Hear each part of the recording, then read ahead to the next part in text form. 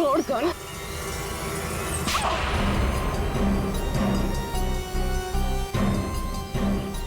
तुमने पैसों के लालच में अपने दोस्त की बलि दे दी, खून कर दिया उसका।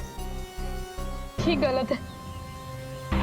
मैं और विनोद तो साथ में काम किया करते थे। मैं रिया की हेल्प से नकली दवाइयां चुराती थी और विनोद उन नकली दवाइयों को बॉस तक पहुंचाता था। और इस काम के लिए बॉस हमें ढेर सारे पैसे देते थे। कौन है तुम्हारा बॉस? सब वो तो हमें नहीं पता, क्योंकि विनोद ही उनसे डील किया करता था। प्लान बहुत अच्छा था, विनोद को रास्ते से हटाकर नकली दवाइयों का धंधा खुद चलाना। मेरा विनोद की मौत से कोई लेना देना नहीं। हाँ, सच है कि उसकी हत्या के बाद मैं थोड़ा डर जरूर गई थी, और इसीलिए जितना भी माल मेरे पास बचा था सबको बेचकर मैं ये शहर छोड़ना चाहती थी, और इसीलिए मैं यहाँ पर आई थी। और तुम तो मौका ढूंढ रही थी ना विनोद को मारने का, इसीलिए रखा गया था ना तुम्हें? नहीं सर, विनोद को मार के मुझे क्या मिलेगा? बल्कि मैं तो विनोद से वो चुराई गई दवाइयों के बारे में भी नहीं पूछ पाई। उससे पहले उसका खून हो गया। अच्छा, तुमने नहीं मारा? तुमने भी नहीं मारा?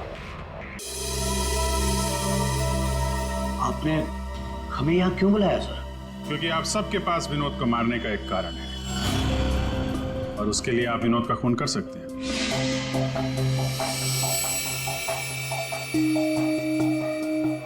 सर, ये आप लोग क्या कह रहे हैं? विनोद मेरा बेटा था। लालच, ईर्ष्या, जलन, बदला, गुस्सा, इतने सारे कारण थे आप लोगों के पास विनोद का खून करने के लिए। सर, विनोद मेरा भाई था, हम क्यों मारेंगे उसे? आप लोगों को विनोद भैया का कातिल नहीं मिल रहा, इसलिए आप लोग हमें फंसाने के लिए कहानी बना रहे हैं। विनोद का खून हमें मिल चुका है। विनोद का खून एक सिल्वर कॉइन से हुआ है, एक चांदी के सिक्के से, और ये है वो चांदी का सिक्का। सर, इस चांदी के सिक्के से?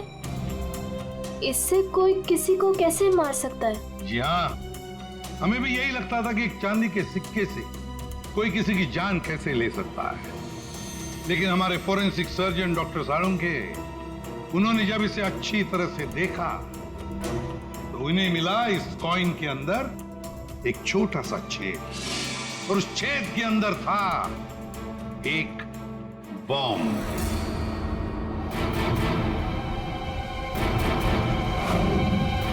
और इस बॉम्ब को एक सर्किट से जोड़ दिया गया था, और जब विनोद को ये कॉइन मिला तो उसने अपनी शर्ट के ऊपर वाली जेब में रख लिया था। कुछ देर बाद विनोद का मोबाइल फोन बजा। जैसे ही विनोद ने अपना फोन उठाया, यहां पे रखा हुआ ये बॉम्ब फट गया। मतलब साफ है, जिस किसी ने भी ये सिल्वर कॉइन विनोद को दिया था, खूनी वही है।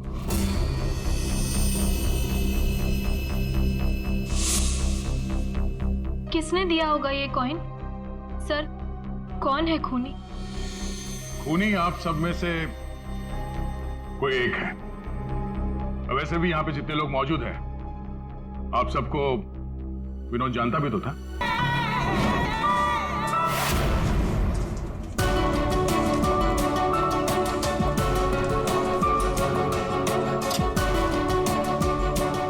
May I come in, sir?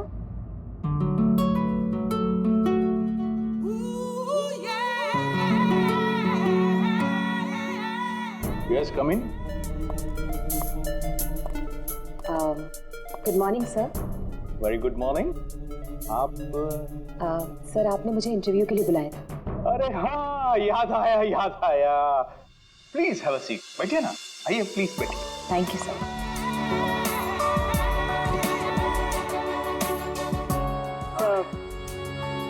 This is my CV. इसकी कोई जरूरत नहीं है, मैं देखकर ही जान जाता हूँ कि कौन मेरे कितने काम का है। यू आर परफेक्ट, डन हो तुम मेरे लिए। सर, लेकिन आपने तो कुछ देखा ही नहीं। मैंने कहा ना, इसकी कोई जरूरत नहीं। क्या है, बहुतों की लाइफ बनाई है मैंने, अब तुम देखती जाओ, मैं तुम्हारी भी लाइफ बना दूंगा। मेरे हाथ में गन है, जरा सा भी हिलने की या चिल्लाने की कोशिश की ना तो ट्रिगर कब जाए। क्या चाहते हो तुम? हाँ? कल तुम किसी से मिले थे जो तुम्हें कुछ बेचना चाहता था, कौन है वो? मेरे पास उसका नंबर है। नंबर दो।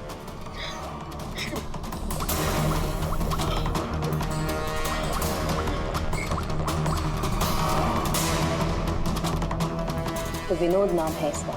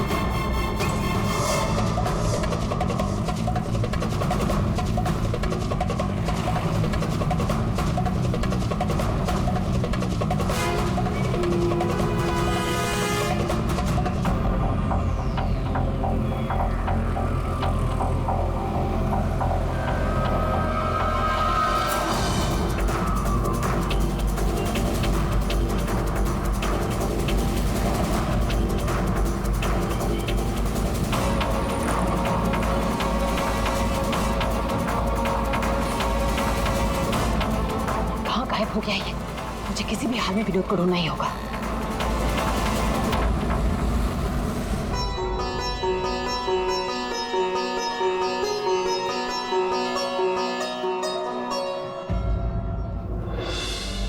अरे प्रीति बेटा, ये विनोद कहाँ चला गया? तुम्हें कुछ बोल के गया है क्या? नहीं बाबा। अजीब लड़का है, गणपति के दर्शन करवाने खुद लेकर आया जिद करके और खुद ही गायब हो गया। बाबा आप शांत हो जाइए, जाओ देखो मैं अभी जाके देखती हूँ। हाँ जाओ।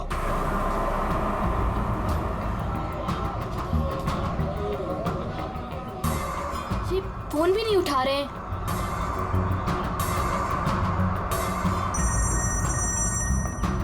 बाबा।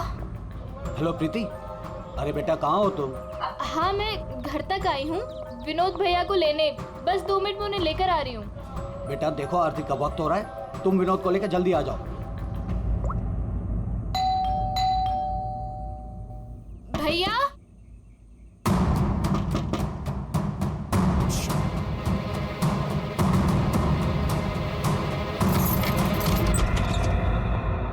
भैया। भैया।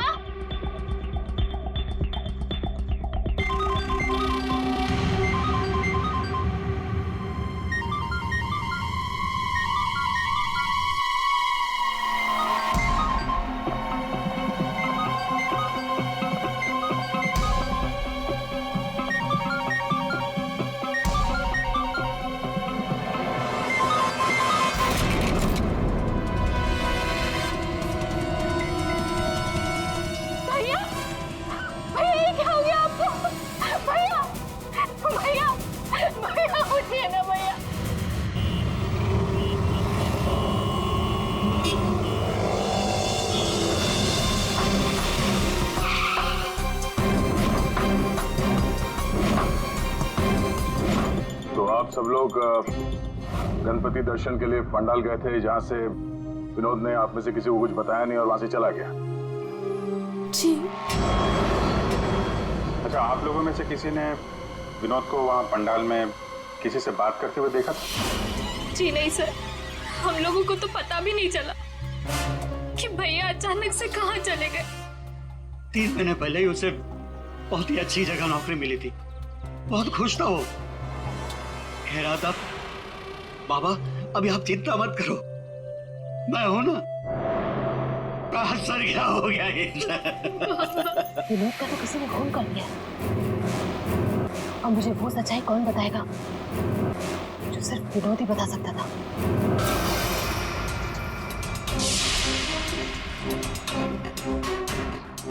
सर सीने में घाव का निशान देखकर लगता है कि गोली लगी, लेकिन अजीब बात यह है कि गोली शरीर से बाहर निकली ही नहीं, शायद अंदर ही रह गई। तो प्रीति के यहाँ आने से पहले कोई तो था जिसने विनोद पे गोली चलाई और यहाँ से भाग गया। हम अगर अंदर आया कैसे? ये दरवाजा तो प्रीति ने खोला था। कोई फोर्स एंट्री का निशान भी नहीं है। खूनी अंदर आया कैसे? 10 मिनट। विनोद जब घर आया और प्रीति ने दरवाजा खोल के जब इसकी लाश देखी, इसके बीच में सिर्फ 10 मिनट का फर्क है और इतना ही टाइम खूनी के पास भी था। अभिजीत, कहीं ऐसा तो नहीं कि उस खूनी ने विनोद के ऊपर हमला किया यहाँ घर के बाद और विनोद की मौत हुई घर के अंदर जाने के बाद? नहीं सर, जब विनोद आया था तो मैंने उसे देखा था, वो बिल्कुल ठीक था और उसे चोट भी नहीं लगी थी। तो आखिरी बार विनोद को आपने देखा था? शायद। आप कौन है? अब ये इनकी पड़ोसन है। और आप कौन है? मैं सपना, प्रीति और विनोद की दोस्त। सर,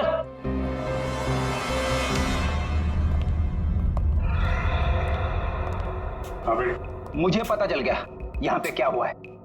क्या हुआ है? विनोद ने इस कमरे में अपने आप को गोली मार ली। अरे सर, यही तो हुआ होगा। आपने तो केस सॉल्व कर दिया। मतलब किलर और विक्टिम एक ही है। Sir, you are a genius. Thank you. क्या बकवास कर रहे हो तुम लोग? इसने अपने आप को गोली मारी तो गन कहाँ है? इसकी आत्मा लेके चली गई क्या? ये तो यहाँ पड़ा हुआ है। गोली तो चली है, लेकिन किसी और के हाथ से।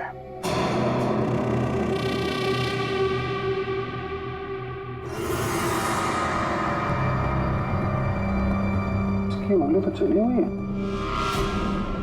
आसपास देखते हैं।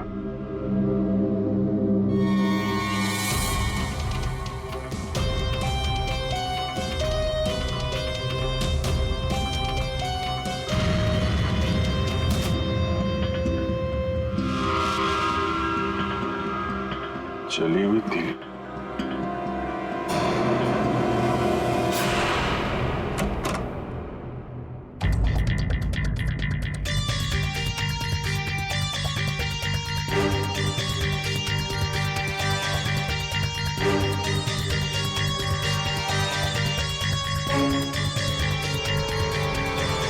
क्या? कागज जलाए गए हैं। शायद इस विनोद ने जलाया होगा, तभी उसकी उंगली जल गई। है क्या इस कागज में? बॉस, जिस गोली को आप लोग तलाश कर रहे हो दरअसल यहाँ छिप करके बैठी है। ये देखो, विनोद के सीने में जाकर के अटक गई है। जिस गोली से विनोद की मौत हुई है वो उसके शरीर से बाहर कहीं नहीं है। जहां विनोद की लाश मिली वहां पर कोई गन नहीं थी। एक बार ये गोली निकलेगी ना तो पता चल जाएगा कि कौन सी गन से गोली चली है और फिर क्या विनोद ने आत्महत्या की थी या फिर किसी ने विनोद को मार डाला। बिल्कुल बॉस, लेकिन अभी मैं आपको एक और जरूरी चीज दिखाना चाहता हूँ। एक जला हुआ कागज का टुकड़ा। काफी कुछ जल चुका है लेकिन मैंने थोड़ा बहुत रिकवर कर लिया है, बचा लिया। इस पर कुछ खास लिखा हुआ है। TTH.ENT।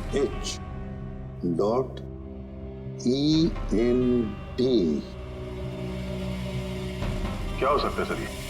TTH.ENT एंटरटेनमेंट या फिर एंटरप्राइजेस? ये तो कोई कंपनी है जरूर, लेकिन एक बात समझ में नहीं आ रही है कि ऐसे क्या था खास इस कागज के टुकड़े पर जो विनोद इसे जलाकर मिटाना चाहता था। और फिर ये TTH एंटरप्राइजेस, ये क्या कंपनी है? कहां पर है ये कंपनी? सर ये टीटीएच क्या है मुझे नहीं पता, मैंने पहली बार सुना ये नाम। विनोद की लाश के पास से हमें एक जला हुआ कागज मिला था, उस पर टीटीएच लिखा था। विनोद आपकी कंपनी में काम करता था, तो हमें ऐसा लगता है कि टीटीएच का और आपकी कंपनी से कोई ना कोई कनेक्शन जरूर है। विनोद का खून हो गया, उसके बारे में कुछ पता है आपको?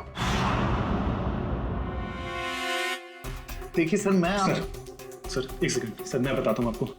सर सुभाष सर तो एक नेक दिल इंसान है, ये शायद आपको वो बात नहीं बता पाएंगे। वो बात? कौन सी बात? यही कि सुभाष सर ने विनोद को यहाँ काम पर रखा, लेकिन उसने इसके बदले में अरुण। सर प्लीज मुझे कहने दीजिए। सर विनोद यहाँ पिछले 1 महीने से काम पर नहीं आया। लेकिन विनोद के पिता ने हमसे कहा कि वो हर रोज उसे ऑफिस के बाहर छोड़ के जाते थे। हाँ सर, लेकिन वो अंदर नहीं आता था, और उसके ना आने की वजह से सर आपको पता है सुभाष सर का कितने का नुकसान हुआ है। विनोद को लेकर तुम्हारे अंदर काफी गुस्सा है, हाँ? तुम हो कौन और ये तुम्हारे चेहरे पे क्या हुआ? सर मैं अरुण, मैं यहाँ पे काम करता हूँ। सर एक दिन मैंने विनोद को ऑफिस के बाहर पकड़ लिया था, जब उसके पिताजी उसे ऑफिस के बाहर छोड़कर जा रहे थे। सर मैंने उसे बहुत सुनाया, यहाँ तक कि उसको ऑफिस ना आने के लिए भी मैंने उसको बहुत कुछ कहा सर, लेकिन उसने मुझसे लड़ाई कर ली, और ये उसी की वजह से हुआ है ये। आपको विनोद ने कुछ बताया था कि किस नई कंपनी में काम करने जा रहा है वो? सर मैंने विनोद से पूछा, लेकिन उसने मुझे कुछ नहीं बताया। अब इससे ज्यादा आप विनोद के बारे में मुझसे कुछ भी पूछेंगे तो मेरा जवाब ना ही होगा। तो इस विनोद ने पिछले महीने टीटीएच कंपनी में ही काम किया होगा। पंकज, उसके पिछले महीने की कॉल डिटेल्स निकालो, उसकी लोकेशन चेक करो, पता चल जाएगा कहाँ जाता था वहाँ। ये वही जगह जहाँ विनोद इस महीने लगातार आ रहा था। इसके फोन की लोकेशन भी यही बता रही है। ये लो, वॉच पे तो दिन में ही सो रहा है, ड्यूटी का खाक करता होगा ये। उठ, अबे उठ। कौन हो भाई? ये टीटीएच इंटरप्राइजेस के बारे में कुछ पता है? नहीं मालूम। अगर मालूम भी है तो आपको क्यों बताऊं? अजीब गुंडागर्दी यार।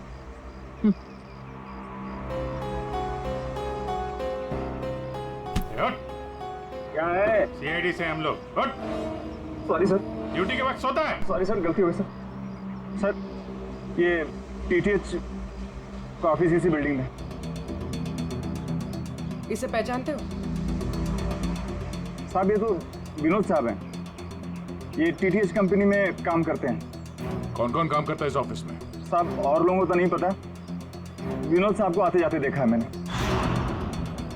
साहब कोई बात है क्या?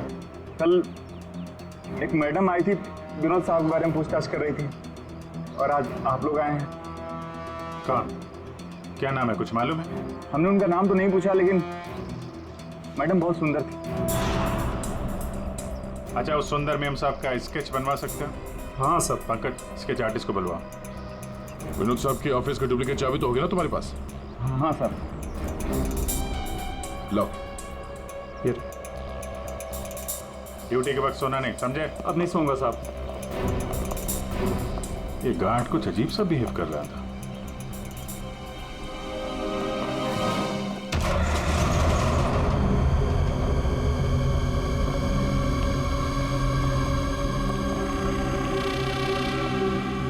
ये ब्लूम, सारे बॉक्स में ब्लूम ब्लूम लिखा हुआ है।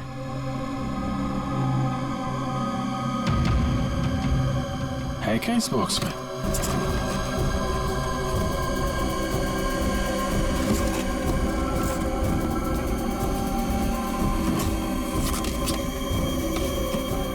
खाली बॉक्स यहाँ पे। दे, ये देखो, कैप्सूल्स।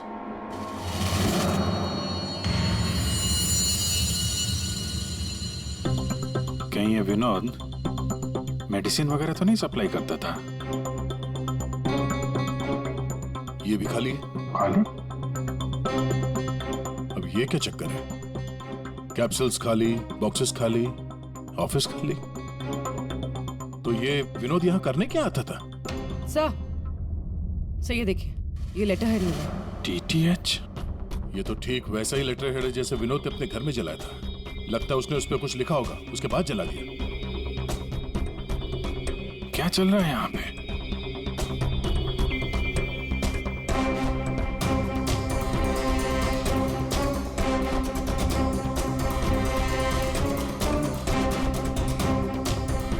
सर,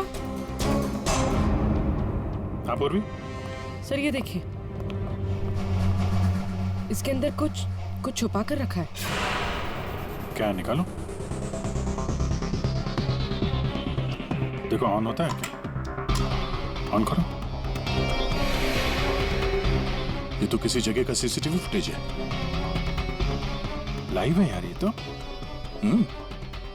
इसका मतलब है विनोद यहां से इस जगह पर नजर रखे हुए था। कोई फैक्ट्री या वेयर हाउस लग रहा है। Sir sketch. आखिर ये लड़की है कौन और क्यों पड़ी थी ये विनोद के पीछे? बॉस, विनोद के शरीर में उसकी छाती के पास में जो गोलियां में मिली है, विनोद की मौत उस गोली से नहीं हुई। क्या? ये तो क्या बोल रहा है सारुण के? अगर उस बुलेट से मौत नहीं हुई विनोद की तो फिर कैसे? देखो बॉस, मौत कैसे हुई ये तो पता नहीं, लेकिन उस गोली से नहीं। देखो, जब गोली शरीर के अंदर घुसती है तो बहुत ज्यादा स्पीड में आती है, लगभग 700 किलोमीटर पर सेकंड की स्पीड से, और उसके सामने जो भी चीज आती है उसे डैमेज करती हुई जाती है। लेकिन विनोद की बॉडी में ऐसा कोई डैमेज नहीं। ये गोली जहां पर मिली है उसके आसपास के टिश्यूज भी डैमेज नहीं है। ये कैसे हो सकता है? एक और बात, ये देख रहे हो टुकड़े? हाँ, ये टुकड़े मुझे वहां से मिले जहां विनोद को गोली लगी थी, उस घाव के पास में से। है क्या ये? कैसे पहुंच गए? अभी तो पता नहीं है, लेकिन ऐसे बहुत सारे टुकड़े हैं। इन सबको जोड़ना पड़ेगा, फिर देखना पड़ेगा कि टुकड़े कहां से आए, ये टुकड़े हैं किस चीज के।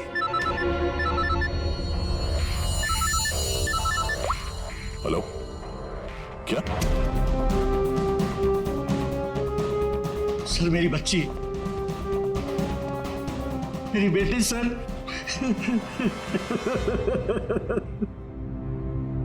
आपकी बेटी प्रीति कब गायब हुई? आज शौक सभा रखी थी, उसके बाद पता नहीं प्रीति कहाँ चली गई। तो आपने उसका फोन नहीं ट्राई किया? किया था, लेकिन उसका फोन स्विच ऑफ आ रहा है। पहले बेटे का खून होता है और अब बेटी गायब हो गई। कोई तो है जो इनके परिवार को नुकसान पहुंचा रहा है। आपने बताया कि आपके घर पे शोक सभा थी तो काफी लोग आए थे, तो उन सब के बीच में से आपकी बेटी प्रीति गायब हो गई और आप लोगों को पता नहीं चला? और वहां पे जितने लोग थे उन लोगों ने कुछ नहीं देखा? पूर्वी जरा चेक करो इनके घर के आसपास कोई सीसीटीवी कैमरा वगैरह लगा है क्या? शायद फुटेज से पता चल जाए। सर, ये कौन सी विपत्ति टूट पड़ी है सर मेरे परिवार पर।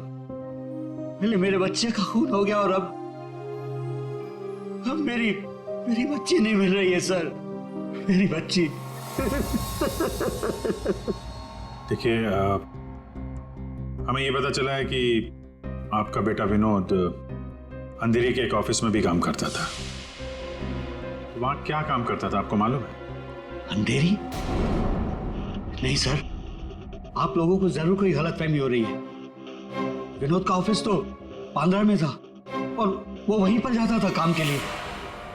इसका मतलब है विनोद ने आपको अपने दूसरे काम या दूसरे ऑफिस के बारे में कुछ नहीं बताया था? हो सकता है उसने ये बात आपको जानबूझ के ना बताई हो, और शायद आपकी बेटी प्रीति उसको इस बात की जानकारी थी, क्योंकि विनोद के खून के तार कहीं ना कहीं उसके इस दूसरे ऑफिस और टीटीएच कंपनी से जुड़े हुए हैं। और ये सब अब प्रीति के मिलने के बाद ही पता चलेगा। सर, यही वो कार है जिसमें प्रीति और वो दूसरी लड़की गए। घर के पास जो सीसीटीवी लगा था उसमें भी एक कार थी। सर, ट्रैफिक पुलिस ने इस कार को यहाँ पर ट्रेस किया और हमें इन्फॉर्म किया। गाड़ी तो खुली है।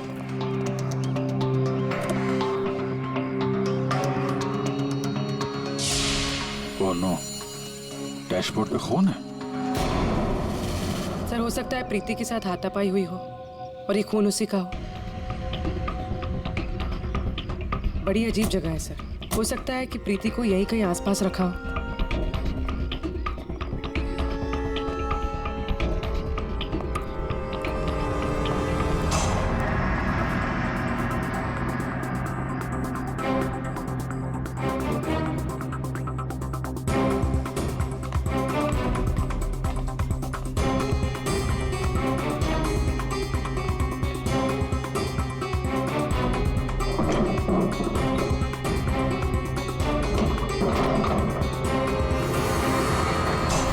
प्रीति, ये तो प्रीति है। प्रीति? प्रीति? यहाँ तो कोई भी नहीं। प्रीति? प्रीति, प्रीति?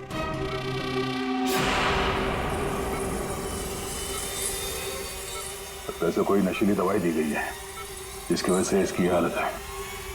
प्रीति? प्रीति, हाँ, क्या क्या हुआ क्या तुम्हारे साथ? तुम यहाँ पर आई कैसे? वो एक लड़की आई थी भैया के शोक सभा में, वो ही मुझे यहाँ लेकर आई। उसने मुझे कहा कि भैया का एक पैकेट है उसके पास, वो मुझे देना चाहती थी।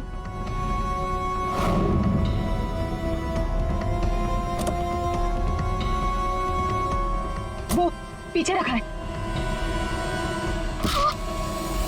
आकर जरा वो स्केच दिखाना इसको। ये लड़की थी वो? हाँ, ये वही लड़की है। मेरे तुम्हारे हाथों ने काम करना बंद कर दिया है और फिर धीरे धीरे तुम्हारा ये सारा शरीर पैरालाइज्ड हो जाएगा। तुम्हारी जान बच सकती है, लेकिन उसके लिए तुम्हें मुझे ये बताना होगा कि विनोद का पार्टनर कौन था। मैं भैया को फोन पर बात करते हुए सुना था। ये विनोद का साथी कौन है? कहीं इस पूरे साजिश में विनोद का ये साथी भी शामिल तो नहीं?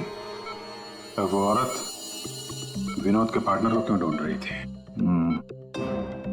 तुमने बताया कि विनोद ने किसी फैक्ट्री के बाहर उसके साथी को मिलने के लिए बुलाया था, तो कहीं ये वही जगह तो नहीं जो हमने सीसीटीवी फुटेज में देखा था उस विनोद के लैपटॉप में?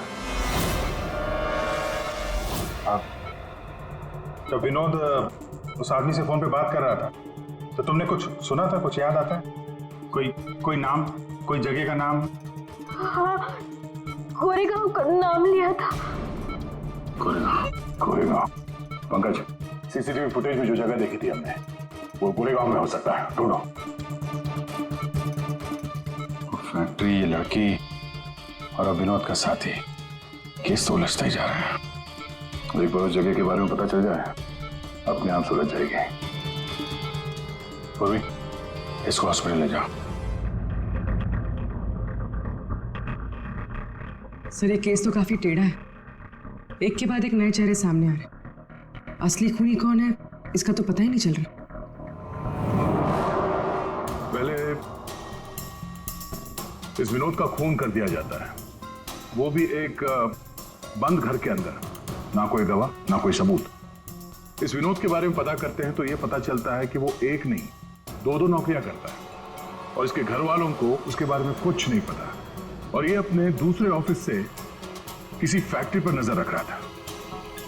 और सर, ये लोग? ये सारे लोग इस पूरी साजिश का हिस्सा हो सकते हैं, पर असली खूनी अभी भी हमारी पहुंच से बाहर है। और ये वॉचमैन उसी बिल्डिंग में विनोद ने पिछले 1 महीने से ऑफिस ले रखा और इसे कुछ नहीं पता। विनोद ने पैसे देकर मुंह बंद कर दिया था इसका। और सर, ये अरुण, इसकी तो किसी छोटी सी बात को लेकर विनोद से हाथापाई भी हुई थी। बात मारपीट तक पहुंच गई थी। और ये सुभाष, विनोद की पहली कंपनी का मालिक। 1 महीने से विनोद ऑफिस नहीं जा रहा था, पर इसे कोई फर्क नहीं पड़ता। और अब ये गुमशुदा पार्टनर जिसे ये लड़की ढूंढ रही है, जिसे किसी ने नहीं देखा। और विनोद के इस दूसरे ऑफिस के बारे में ये गुमशुदा साथी किसी को कुछ पता होगा। और ये भी हो सकता है कि ये गुमशुदा पार्टनर विनोद का असली खूनी हो। अभी हमारे एक सवाल का जवाब नहीं मिला है। विनोद का खून किया क्यों गया होगा? मुझे लगता है अपने सारे सवालों का जवाब उस फैक्ट्री में है जिस पर विनोद सीसीटीवी कैमरे से नजर रखे हुए था।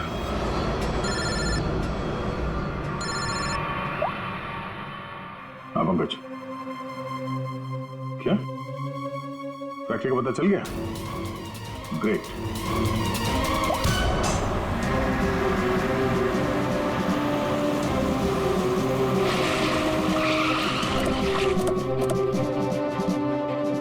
सर, ये फैक्ट्री कई दिनों से बंद पड़ी है सर।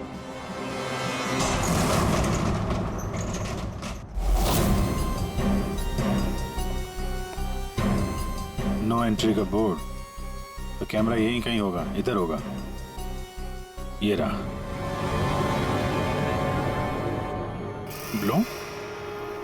ये तो वहां भी था, ब्लूम।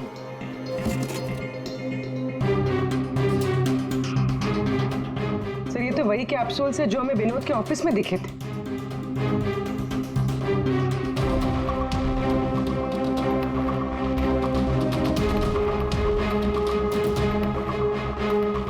ये कैप्सूल भरे हुए हैं और वो खाली।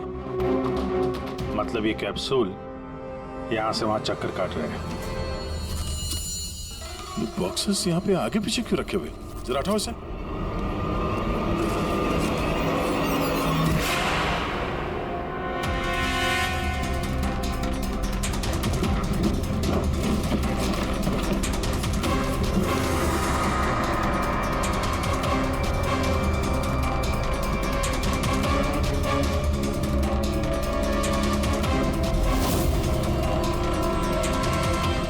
कौन हो सकती है लड़की?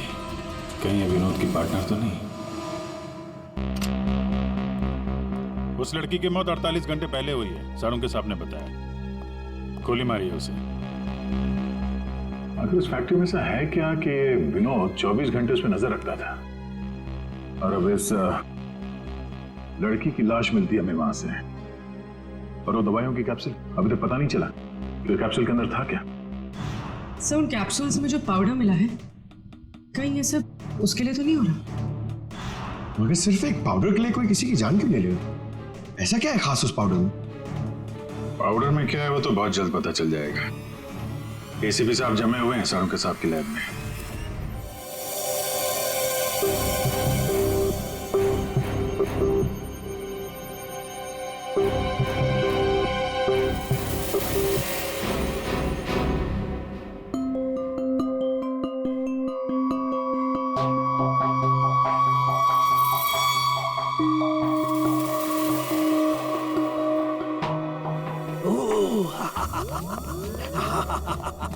ओ मोना, ओ टोना।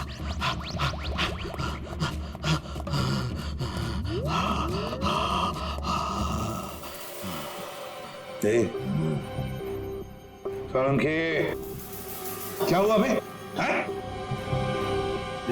थी क्या? ये एक तरह की नशीली दवाई है। तो ये बात है। और ये देखो, ये इसकी पैकेजिंग एकदम असली है। तेरा कहने का मतलब है कि नकली दवाइयां असली पैकेजिंग में हैं? और हाँ, याद आया, तुम पूछ रहे थे ना विनोद उस गोली से क्यों नहीं मरा जो उसके सीने में थी। हाँ, मैंने पता कर लिया बॉस, वो उससे क्यों नहीं मरा। ये देखो, दरअसल विनोद एक सिक्योरिटी गार्ड था। जिस टाइम वो सिक्योरिटी गार्ड था 6 साल पहले वहां पर एक रॉबरी हुई। रॉबरी में इसे गोली लगी। डॉक्टर ने ऑपरेशन किया लेकिन गोली अंदर ही रहने दी। गोली निकालता तो विनोद की जान को खतरा था। यार सारुण के फिर वही सवाल, अगर विनोद इस गोली से नहीं मरा तो फिर मरा कैसे? और हाँ बस, याद है मैंने आपको कुछ सफेद सफेद चांदी के टुकड़े दिखाए थे? बस मैंने उस सारे टुकड़े जोड़े, ये देखो, ये बना। यार सारुण के ये तो कोई चांदी का सिक्का लगता है, सिल्वर कॉइन नहीं है।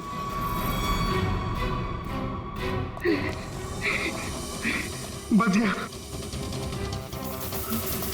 फैक्ट्री का मालिक सर यहाँ पे आने के लिए राजी नहीं था, अपने तरीके से समझाया तो मान गया बेचारा। देखिए सर, ये गलत है। मेरा हाथ नहीं हिल रहा, गर्दन नहीं मुड़ रही, ये कोई तरीका नहीं है समझाने का। अब ना समझ को दया इसी तरह से समझाता है, समझे? अब बताओ क्या चल रहा है तुम्हारी फैक्ट्री में, बताओ जल्दी। सर, मैं अपने फैक्ट्री में नकली मेडिसिन बनाता था और उसे मार्केट में बेचता था। इसके लिए मुझे अच्छे पैसे मिलते थे सर। लेकिन कोई था जो मेरी फैक्ट्री से दवाइयां चुराता था। इसीलिए मैंने एक लड़की को काम पे लगाया, ये पता करने के लिए कि ये चोरी के पीछे है कौन। लड़की को? कौन है ये लड़की? सर, उसे मैंने फॉरेन से बुलाया। खून करने में एक्सपर्ट है सर। खून करने में एक्सपर्ट है? अभी कहाँ है? सर, मुझे नहीं पता वो कहाँ है सर। वही मुझसे हमेशा कांटेक्ट किया करती थी, 6 अलग-अलग नंबर से कॉल किया करती थी सर। हाँ पता है, वो सारे नंबर्स हम ट्रेस कर रहे हैं। एक बात बताओ, तुम्हारी फैक्ट्री में जो लाश मिली थी लड़की की, वो कौन थी? सर, वो बॉडी रिया की थी और वो मेरी फैक्ट्री में काम करती थी। वो किसी विनोद नाम के आदमी की मदद कर रही थी मेरी फैक्ट्री से दवाइयां चुराने के लिए। और ये बात उस किलर लड़की को मालूम पड़ गई और उसने रिया को मार दिया सर। सर, विनोद की साथी रिया हो सकती है। नहीं पंकज, विनोद की वो गुमनाम साथीदार रिया नहीं है। क्यों सर? क्योंकि जो लड़की विनोद के साथीदार की तलाश में है, उसने रिया को 2 दिन पहले मारा और इस प्रीति को आज ही किडनैप किया। अगर ये रिया विनोद की पार्टनर होती तो ये लड़की प्रीति से विनोद के उस जोड़ीदार के बारे में नहीं पूछती। मतलब सर, वो लड़की अभी भी विनोद के साथी की तलाश कर रही है? सर, वो किलर लड़की ने जो 6 अलग-अलग नंबर से इस विवेक को कॉल किए थे, उनमें से सारे नंबर्स ऑफ आ रहे थे, लेकिन अभी एक नंबर एक्टिवेट हुआ है, सिर्फ 1 मिनट के लिए। तो फिर जरूर इस लड़की ने किसी के साथ बात करने के लिए ये नंबर ऑन किया है। 1 मिनट तो काफी है हमारे लिए ट्रेस करने के लिए। लग जाओ काम पे।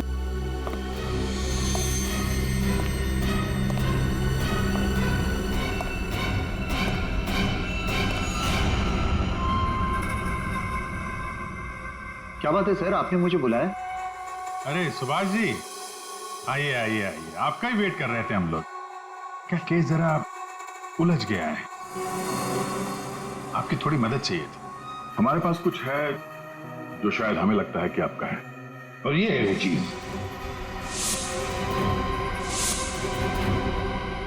आप पहचानते हैं इसे?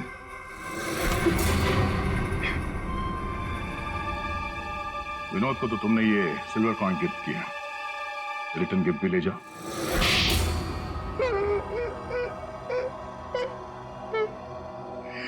मुझे पता चला कि विवेक अपनी फैक्ट्री में नकली दवाइयां बनाकर बहुत पैसे बना रहा था, तो मैंने सोचा क्यों ना विवेक की फैक्ट्री से नकली दवाइयां चुरा कर मैं भी पैसे बनाऊं। इसके लिए मुझे एक आदमी की जरूरत थी जो उसकी फैक्ट्री से ये दवाइयां चुरा सके। विनोद ये काम कर सकता था, लेकिन विनोद मुझे धोखा देने की सोच रहा था। मुझे पता चल गया था कि उसने किसी और के साथ डील कर ली थी, इसीलिए मुझे उसे रास्ते से हटाना पड़ा। और इस बात का अंदाजा विवेक को था, इसीलिए उसने इस सोनाली को हायर किया। जो बम तुमने विनोद को लगाया था, उसमें अमोनियम नाइट्रेट नाम का केमिकल था, और हमें पता है ये केमिकल तुम बनाते और बेचते हो। तुम्ही ने तो लिस्ट दी थी, याद है? नकली दवाइयां बाजार में लाकर लाखों लोगों की जिंदगी के साथ खिलवाड़ किया है तुम लोगों ने। ऐसे जुर्म के लिए सिर्फ एक ही सजा है, फांसी।